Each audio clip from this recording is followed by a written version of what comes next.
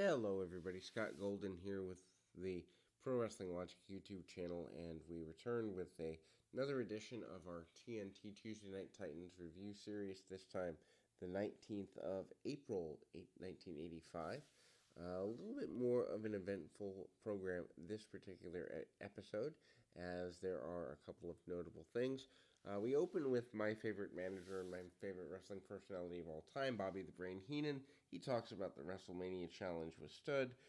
He does what he often does in situations such as this, and I love it when he does it. He says that Andre was not successful. Andre never slammed Stud.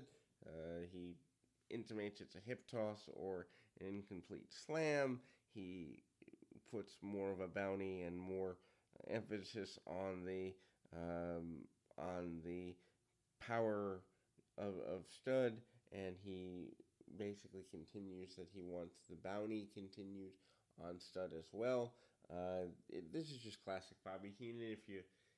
Bobby is a guy that I swear you could have given him anything, and he could have either A, sold it, or B, made you question, should I believe this guy at least for a few seconds? Just really masterful work. Anyway,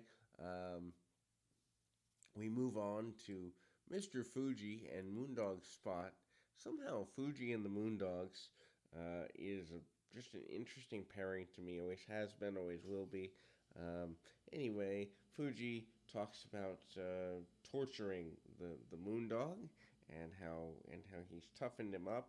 How he sent the other Moondog Rex, off to the swamps of Louisiana. I don't know if that's a shot at Bill Watts or what that is at the time. I don't get it. But suffice to say, Moondog Spot is gnawing on a bone, and he is looking rather disheveled here. Mr. Fuji is proud of his ability to torture his charge, and that goes on for several minutes. Obviously, we move on to a tag team match of the Moondogs.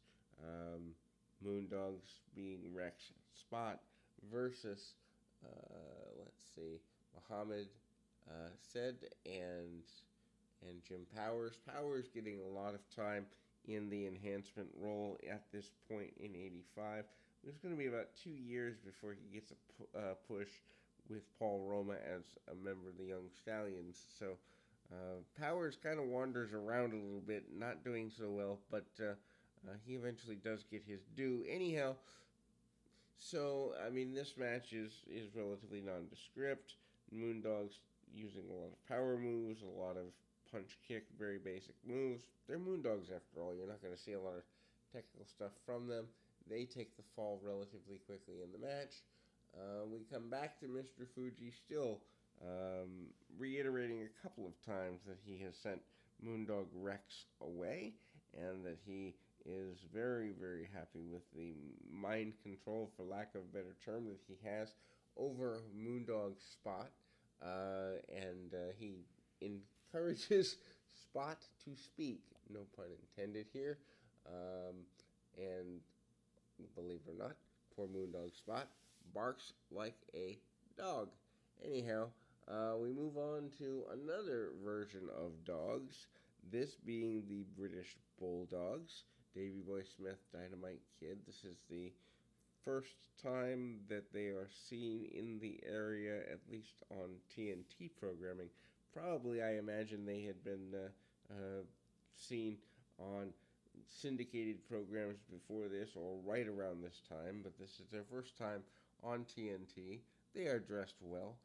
The acknowledgement that they have been wrestling in Japan is brought out here. Obviously, the favoritism shown by Lord Alfred Hayes also brought out here to his common countrymen. They will be, Hayes will be leading a high tea event before the end of the program. And obviously, being English, the Dynamite Kid, Davey Boy Smith, enjoying that process. They talk about being long-term teammates for several years. They talk about finally being in the best place in the world to apply their trade. They are extremely relatively humble. I mean, if you think about certainly um,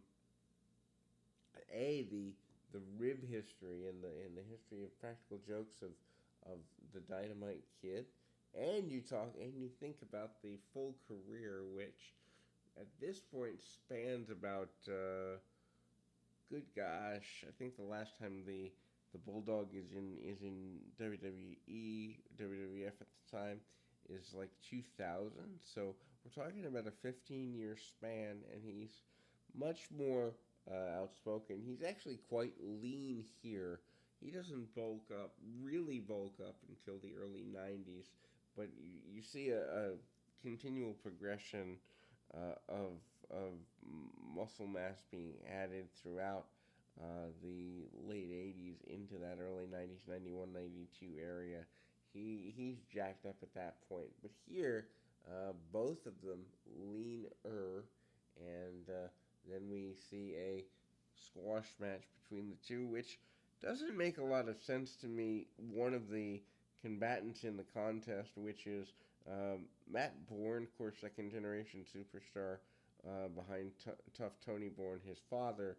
But Matt Bourne later plays the Doink character. Matt Bourne also in 1985 had just come off a Mid South run of relative fame and adulation.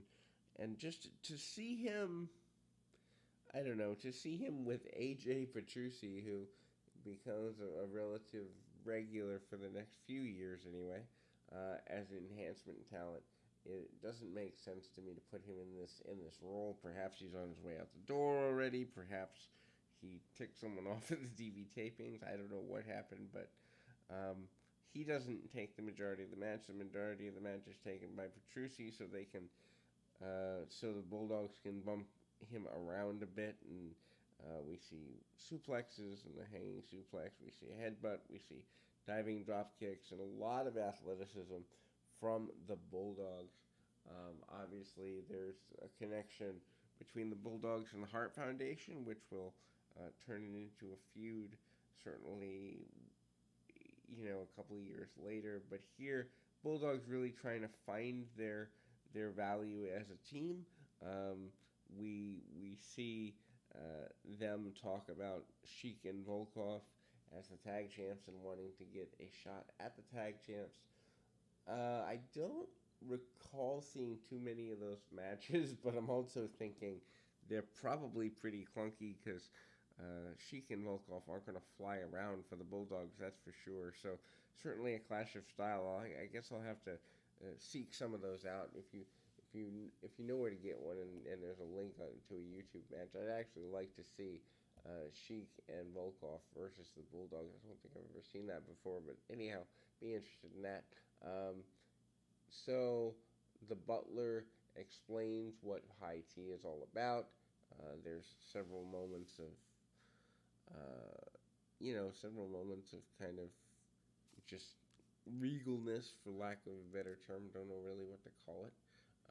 Then we move on to now. Meanwhile, that whole process is interrupted by Mr. Fuji and the Moondog having a interruptive approach to the high tea process. Eventually, Moondog and Fuji ruin high tea. Now, just imagine that phraseology for a moment. It is one of those things worth seeing for all the wrong reasons. It's cringeworthy. So if you want some '80s wrestling comedy, going out of your way to see these segments that are back to back, probably worth doing. We then see Pat Patterson, behind the scenes, Vince's right hand man at the time. Even then, even back in the '80s, but here a referee for WrestleMania 1 and a wrestler who still has yet to fully retire, I don't think. Although we do go back all the way to a match with the two in 1984, and when I say with the two, I mean Bob Orton Jr. and Patterson in a match in '84. Really good match here. Patterson, I think, gets the countout victory. I hadn't written down.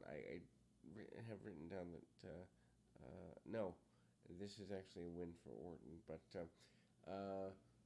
in any event, I mean, I love Pat Patterson in the ring. He shows great fire. If you're an indie wrestler and you need to work on just facials and fire and basic moves, getting the most out of things, Pat Patterson, a guy to watch. Of course, there isn't that much footage of Patterson. He's predominantly known in this generation and in the last several generations as a behind the scenes guy, and the majority of his footage is lost due to being before his prime, being before the television VCR era anyway, not the television era, but the VCR era, and working for smaller territories.